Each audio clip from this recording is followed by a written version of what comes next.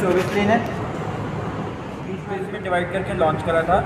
Left वाला जो portion है ये हमारा फेज़ 1 है, G+15 का टावर, जिसमें ग्राउंड फ्लोर पे फर्स्ट फ्लोर पे रिटेल शॉप्स है, सेकंड थर्ड फोर्थ फ्लोर पे मल्टी लेवल कार पार्किंग आती है, फिफ्थ फ्लोर पे सर्विस फ्लोर रखा गया है, 6 से लेके 15 तक ऑफिस स्पेसेस है। अब ये नोएडा का सबसे बड़ा टावर है किस हिसाब से, फ्लोर प्लेट के वाइज, हाइट में नहीं, फ्लोर प्लेट के मामले में।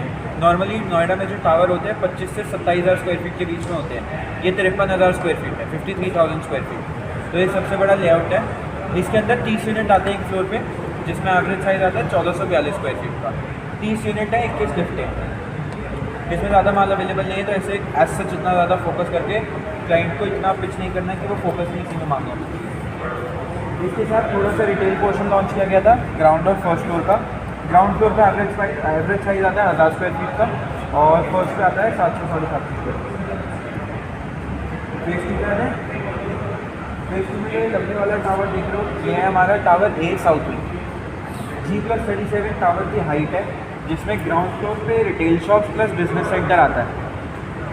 बिजनेस सेंटर क्या होता है, सेमिनार्स गेट टुगेदर करने के लिए ऑडिटोरियम होता है। जैसे हम लोगों के इवेंट होते हैं, हम लोग तो गोल चेयर लगाते हैं, कपड़ा बिछाते शुरू कर देते हैं। इन लोगों का ऐसा नहीं होता, ये पीपीटी चलती है, इनकी प्रेजेंटेशंस होती है, सिटिंग चाहिए, सब चाहिए, तो वो प्रोफेशनल सेमिनार्स होते हैं फॉर्मल वाले। इस वजह से बिजनेस सेंटर ज़रूरी होता है। 8,500 स्क्वायर फीट के अराउंड एरिया है बिजनेस सेंटर का। फर्स्ट फ्लोर से लेके 27 फ्लोर तक ऑफिस स्पेसेस आते हैं, मतलब 36 फ्लोर है ऑफिस के। एक फ्लोर प्लेट है 32,400 स्क्वायर फीट की, ये भी नोएडा में सबसे बड़ी फ्लोर प्लेट्स में से एक है, 32,400। केवल 16 ही ऑफिस है, ऐसा नहीं है कि 20-25 ऑफिस है। 16 यूनिट्स पर फ्लोर। कई फ्लोर्स ऐसे हैं जिनको रिफ्यूज फ्लोर बोला जाता है, जिनमें आती है 13 इन्वेंट्री, 13 यूनिट्स एक फ्लोर पे। इस टावर में भी सेम 21 लिफ्टें प्रोवाइड करी गई है। अब दो मेजर यूएसपी पॉइंट्स आपने सुन लिए, एक मेट्रो स्टेशन, दूसरा लिफ्ट। तीसरा जो सबसे मेजर इफेक्टिव रहेगा रेंटल के लिए, वो रहेगी मेरी एफिशिएंसी, मतलब लोडिंग और कारपेट एरिया और सुपर एरिया का डिफरेंस। नॉर्मली जैसे आप लोग कमर्शियल में और भी डील करते हो, हर जगह जब ऑफिस बेचते हो 50% की लोडिंग आराम से आती है, एवरेज पे आती है, कम से कम 45 आती है, उससे नीचे नहीं आती। यानी कि कोई 1000 स्क्वायर फीट खरीदता है तो उसका 500 या 450 स्क्वायर फीट लोडिंग में ही चला जाता है। अब यहाँ कोई ऑफिस लेता है तो उसकी एफिशिएंसी आती है 62.5% की, मतलब कि अगर 1000 स्क्वायर फीट लिया तो यूजेबल एरिया आएगा 625 स्क्वायर फीट का, और लोडिंग में रहेंगे 375 स्क्वायर फीट। ये सबसे मेजर डिफरेंस है जो प्रॉपर्टी को आउटस्टैंड करता है हर जगह से। आज अल्फातम में कोई गया तुमने से, ऑलमोस्ट सबने देखा हुआ ही है, अंदर से गए तो होंगे। अल्फातम और एडवांस का सबसे बड़ा फ़र्क तुम्हारे हिसाब से क्या है? सिर्फ एक है, लोकेशन, और कोई ऐसा फ़र्क नहीं है। अल्फातम में जो ऑफिस बने हुए वो एडवांस से अच्छे हैं, क्योंकि एडवांस बना हुआ है 2012 का, कंस्ट्रक्शन है पुरानी, बस एडवांस की विजिबिलिटी और लोकेशन ज़्यादा है, इसलिए उसकी डिमांड ज़्यादा है। एडवांस तुम लोगों को शायद पता होगा 2.5 एकड़ का प्रोजेक्ट है सिर्फ, कोई बहुत बड़ा प्रोजेक्ट नहीं है, पर उसकी डिज़ाइनिंग और स्ट्रक्चर ऐसा बनाया गया कि वो तो सामने से देख के ऐसा लगता है कि बहुत बड़ा प्रोडक्ट होगा। तो एडवांस से ज़्यादा अच्छा है अल्फातम है, पर वो इतना ग्रो नहीं कर पाता क्योंकि उसकी लोकेशन नहीं है। यहाँ की फैक्टर क्या आता है, हमारे पास लोकेशन बहुत अच्छी है। मेट्रो स्टेशन से 450 मीटर दूर लौता प्रोजेक्ट है जिसके एफएनजी से डायरेक्ट एंट्रेंस आपको मिलती है। पीछे आपका सीआरसी है, जीवाई है, ये सारे भी एफएनजी में पड़ते हैं, और पर उनकी डायरेक्ट एंट्रेंस नहीं है, वो सर्विस लेन से अंदर घुस के घूमना पड़ता है पूरा का पूरा। उसके अलावा यहाँ से 3 मिनट लगते हैं आपको एक्सप्रेस वे चढ़ने में, आने में हार्डली 15 मिनट एक्सप्रेस वे से। तो ये मेजर चीज़ें जो इम्पैक्ट करती है क्लाइंट को। टावर में इसके अलावा अगर आप नीचे आते हैं तो ये पूरा मेरा रिटेल सेक्शन है जो बीच में आप देख रहे हैं, ये हाई स्ट्रीट रिटेल बोला जाता है, इसे मॉल कॉन्सेप्ट नहीं है। हाई स्ट्रीट में एज अ टेनेंट और एज अ यूज़र सबसे बड़ा प्लस पॉइंट क्या मिलता है, वो है मेंटेनेंस। मॉल में जब आप जाते हो आप देखते हो वॉशरूम में एसी है, कॉमन एरिया में एसी है, कहीं भी चले जाओगे हर जगह एसी होता है, उसी वजह से उसकी मेंटेनेंस आती है 35 से 40 रुपये की मॉल पर। यहाँ पे एडवांस के सामने से शाम को गुजरते हो गए आप में से बड़े सारे, देखते हो कि कैसे ट्रैफिक लगा रहता है, लोग बाहर घूम रहे होते हैं, बसेस खड़ी होती है, गाड़ियाँ खड़ी होती हैं, बेसिकली वो पिक एंड ड्रॉप चल रहा होता है। सैमसंग, KPMG और ये सारी जो कंपनीज वहाँ ऑपरेट कर रही हैं वो अपने एम्प्लॉयज़ को पिक एंड ड्रॉप सर्विस देती है IT वाले, और वो मेन रोड पे ही पार्क होती है। मेन रोड पे पिक एंड ड्रॉप होता है, उससे क्या होता है जो ट्रैफिक चल रहा होता है उसको डिस्टर्बेंस आती है। इस प्रोजेक्ट में पिक एंड ड्रॉप भी अंदर है और पार्किंग भी अंदर है। इससे क्या फ़र्क पड़ेगा कि मेरे प्रोडक्ट के बाद ट्रैफिक नहीं लगेगा, तो ये वाला पैच को स्किप नहीं करेगा कि कोई पीछे से घूम के जा रहा है या आगे से घूम के जा रहा है कि इसके अंदर नहीं आना। इसके अलावा -1 -2 में हमारी कार पार्किंग आती है, और ये नोएडा एक्सप्रेसवे का सबसे बड़ा ईवी चार्जिंग पोर्ट भी है। मतलब जब फ्यूचर में शुरू होएगा तो यहाँ पे जितने ईवी चार्जर्स अवेलेबल होंगे वो और कहीं एक्सप्रेसवे पे नहीं है, क्योंकि अगर आप गवर्नमेंट नॉर्म्स के हिसाब से चलोगे तो अगले 8 साल तक गवर्नमेंट रिलाई करने वाली है। टेस्ला का साइन हो गया तुम सबको, अगर न्यूज़ पता होगी तो। और टेस्ला भी आया है जिससे महिंद्रा और टाटा अपनी और ज़्यादा तेज़ कर देगा सारी की सारी चीज़ें, उसकी मैन्युफैक्चरिंग ट्वाइस द रेट पर शुरू हो जाएगी। ठीक है, इसके अलावा चालू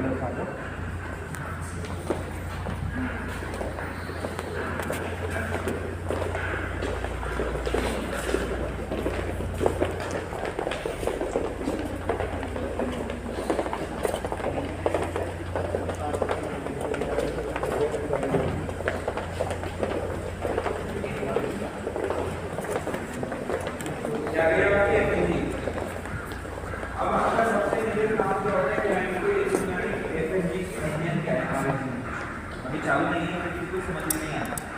मतलब ऐसी बात है कि आप लोगों की फोटो भी प्रोपेंजुलेट नहीं है, फर्क नहीं है, क्योंकि है ही नहीं। तो जब एक बार आ जाता है फॉलो करके मांगने की दिक्कत आती है, ऐसे जब बन जाएगा लेकिन चलेगा तो ये बहुत मेजर कनेक्टिविटी है। आप में से कोई दिल्ली आता जाता है डीएनडी से कभी ट्रैवल तो करा ही होगा, ट्रैफिक देखते हो कितना अच्छा मूवमेंट है वहाँ से। वो तब है जब वो सिर्फ दिल्ली और नोएडा कनेक्ट करता है। अब यहाँ सोच रहे फरीदाबाद भी कनेक्ट करेगा, नोएडा भी कनेक्ट करेगा और ये गाजियाबाद भी कनेक्ट करेगा। और एक्सप्रेसवे के बाद सबसे चौड़ी रोड यही है नोएडा की, जो नोएडा ग्रेट नोएडा एक्सप्रेसवे, इसको भी एफएनजी एक्सप्रेसवे ही बोला जाता है। अब ये आ गई हमारी एफएनजी के एंट्रेंस, एफएनजी वाली साइड से। अब यहाँ पे भी हमारे पास पॉजिटिव पॉइंट क्या हो गया, जो हमारा सर्विस लेन का कट है ना, वो एकदम गेट के सामने का ही है, तो किसी भी बंदे को सर्विस लेन से घूम के नहीं आना पड़ेगा। गौरमॉल गए हो एक्सटेंशन वाला, कोई गया होगा, हाँ जी, होगा, देखा है वहाँ पे सर्विस लेन में कितना ट्रैफिक लगता है, उसकी वजह से मेन रोड पे भी ट्रैफिक लगता है। हाँ जी, हाँ जी। क्यों? क्योंकि एंट्री एग्जिट सिर्फ एक ही है। हाँ जी। पार्किंग का भी वहीं से निकलना है, जाना भी वहीं से। यहाँ पे क्या 3 एंट्री एग्जिट मेन प्रोजेक्ट की है, उसके अलावा कार पार्किंग की 3 अलग अलग एंट्री एग्जिट्स हैं। तो इस तरफ से रैम्प दिख रहे होंगे आपको, एक उस तरफ से रैम्प है। प्रोजेक्ट के अंदर 4 अलग अलग ड्रॉप ऑफ पॉइंट्स हैं, रिटेल के अलग, ऑफिस के अलग। अगर कोई कैब आती है, कैब ऐसा नहीं होगा कि चलती सर्विस लेन के अंदर बीच में खड़ी हो गई, वो वहाँ से रुकेगी, बाकी लेन चलती रहेगी। ये प्रॉब्लम नहीं क्रिएट होगी कि यहाँ पे अंदर प्रोजेक्ट के ट्रैफिक हो रहा है। मॉल ऑफ इंडिया गए होगे सारे, कोई ना कोई गया होगा, गाड़ी से अंदर जाते हो, अंदर सर्विस लेन है, वो उस प्रोजेक्ट के बाहर इसलिए सिर्फ ट्रैफिक इतना ज़्यादा नहीं होता क्योंकि प्रोजेक्ट के अंदर सर्विस लेन है। अंदर ट्रैफिक को वो इतना मूवमेंट रख लेते हैं कि बाहर मेन रोड पे उसकी वजह से क्योस नहीं मचता। ये बना हुआ देख रहे हो स्ट्रक्चर, इसे हम लोग बोलते हैं F5। ये बेसिकली हम किस लिए कंस्ट्रक्ट कर रहे हैं, ये है हमारा एंकर स्टोर। एंकर स्टोर क्या होता है? एंकर स्टोर वो होते हैं जो बड़े बड़े ब्रांड्स के लिए सर्व कर रहे हैं। बड़े ब्रांड्स यानी ज़ारा, H&M, ये सारे ब्रांड कलेक्टिव वगैरह जो आप मॉल ऑफ इंडिया में देखते हो, इतने बड़े बड़े एरिया में। ज़ारा देखो कितना बड़ा मॉल ऑफ इंडिया में, H&M देखो कितना बड़ा, तो वो एंकर स्पेसेस होते हैं। अब ये क्या है, तीनों फ्लोर को कंबाइन करके 45,000 स्क्वायर फीट बनता है। 15,000 के 3 फ्लोर हैं। इसको हम लोग अभी तो as a marketing office use कर रहे हैं, पर आफ्टर पोजेशन ही हम लीज आउट करेंगे। अब इसको बनाने का मेन रीज़न क्या है, अब हम लोग कहीं घूमने जाते हैं, हम ऑफिस के बहुत सुंदर टावर देखते हैं। आज आप लोग पूरे एक्सप्रेसवे पे घूमते हो, बहुत अच्छे अच्छे टावर हैं ऑफिस के, पर आप कभी अंदर नहीं जाते क्योंकि कोई काम ही नहीं है आपका वहाँ पे। पर जब अच्छा रिटेल देखते हो, अच्छे ब्रांड्स देखते हो, तो आप एक बार इच्छा जाहिर करते हो कि यहाँ पे जाएंगे जब समय लगेगा। तो ये वो है जो एफएनजी पे लोग ट्रैवल करेंगे ना, ये उन्हें अट्रैक्ट करेगा। इसे एक्सपीरियंस सेंटर भी बोला जाता है क्योंकि ये पूरा ग्लास फ्रेम पे बना हुआ है। और यहाँ पे एक ही ब्रांड आएगा और बहुत अच्छा ब्रांड आएगा, कोई छोटा मोटा ब्रांड नहीं आएगा। इसके अलावा project IGBC platinum certificate verified है, इंडियन ग्रीन बिल्डिंग काउंसिल बोला जाता है। इससे क्या फ़र्क पड़ता है, जो IT कंपनीज आती है ना, उनको टैक्सेशन में बेनिफिट मिलता है। SEZ नहीं है ये, SEZ और ग्रीन बिल्डिंग में फ़र्क होता है। उनको अवार्ड वगैरह मिलते हैं जिससे उनको टैक्स बेनिफिट आता है कि वो ग्रीन बिल्डिंग में काम कर रहे हैं। जितने भी आज शीशे लगे हुए देख रहे हैं प्रॉपर्टी पे, इन्हें डबल ग्लेज ग्लास यूनिट्स बोला जाता है। दो ऐसे शीशे के लेयर होते हैं, बीच में होती है वैक्यूम गैस। वैक्यूम का काम होता है हीट एब्जॉर्ब ना करना, तो अंदर वाला शीशा हमेशा ठंडा रहता है, जिससे मेंटेनेंस कॉस्ट मतलब बिजली के बिल में आपका नाना करते हुए 60 से 65% का फ़र्क आ जाता है। यानी कि अगर मैं शीशा ना लगाऊँ, मेरे को 1 टन के AC के बजाय 2.5 टन का AC चाहिए होगा, इतना फ़र्क आ जाता है। तो यहाँ पे इस वजह से भी बहुत ज़्यादा इम्पैक्ट पड़ता है। और जो कंपनीज होती हैं IT कंपनीज, वो ये डिमांड रखती हैं कि ये सब चीज़ें ऑफिस के अंदर होनी चाहिए। अब भाई सिंपल है, यही 2 चीज़ें हैं और कुछ है नहीं। कुछ वर्चुअल नहीं है, कुछ अनलॉकेबल नहीं है, कोई लीज गारंटी नहीं है, कोई AR नहीं है। सिंपल प्राइस है, सिंपल साइज़ है, सिंपल सेल है। आपको क्या मेट्रो स्टेशन आता है, अभी यहाँ से आते हो, लेफ्ट लेते हो और इस वाले गेट से अंदर आएगा सारे के सारे। ये जो गेट है और मेट्रो स्टेशन का जो डिस्टेंस है वो है 450 मीटर का, 450 मीटर दूर मेट्रो स्टेशन है। और इससे ज़्यादा पास और कोई प्रोजेक्ट नहीं है एक्सप्रेसवे में मेट्रो स्टेशन। 142 का जो मेट्रो स्टेशन है वो जंक्शन है ऑलरेडी, मतलब डिक्लेयर कर दिए गए, कनेक्टिविटीज़ बन रही है, कनेक्ट होगा तो आगे यहीं से सारी कनेक्टिविटी चलेगी। इसी रोड पर आगे दूसरा गेट आता है, अगर गेट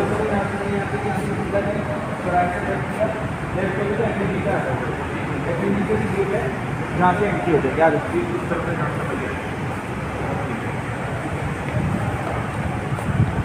वो FNG वाला गेट है। प्रोजेक्ट का नाम 1FNG रखा गया है। 1FNG क्यों रखा गया है? This is plot number 1, project number 1, 1FNG। इस वजह से FNG नाम रखा गया 1FNG। 15 एकड़ का लैंड है। 15 एकड़ में हमने 2 फेज में डिवाइड करके लॉन्च करा था।